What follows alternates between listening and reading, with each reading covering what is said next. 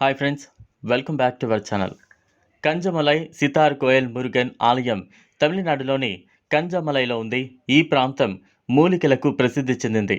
ఇక్కడి ఆలయాన్ని సందర్శించే యాత్రికులు కొండను దాటే ప్రవాహాల నీటిలో స్నానం చేయడం పవిత్రమైనదిగా భావిస్తారు. తమిళనాడులోని సిద్ధ సాధువులకు ఈ ఆలయం ప్రసిద్ధి.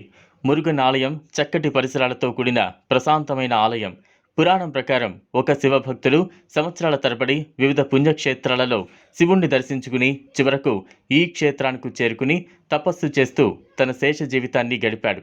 ఆ తర్వాత అతను సిద్ధస్థితిని పొందాడని, అందుకే ఆయన్ను కంజమలై సిద్ధార్ అని కూడా అంటారు.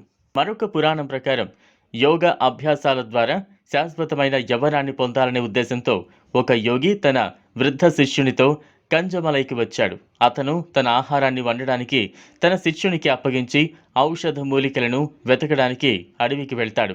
భక్తుడైన శిష్యుడు సమీపంలో దొరికిన ఒక కర్రతో ఉడకబెట్టిన అన్నం కుండను కదిలించాడు. అంతే, ఆ బియ్యం నల్లగా మారడం గమనించాడు.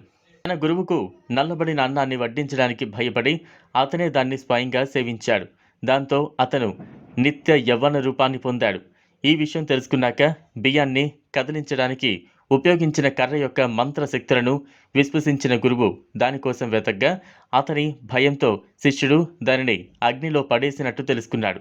తాను తిన్న అన్నాన్ని శిష్యుడికి వాంతి చేసేలా చేసి తానే స్వయంగా భుజించి నిత్య యవ్వన రూపాన్ని కూడా పొందారు.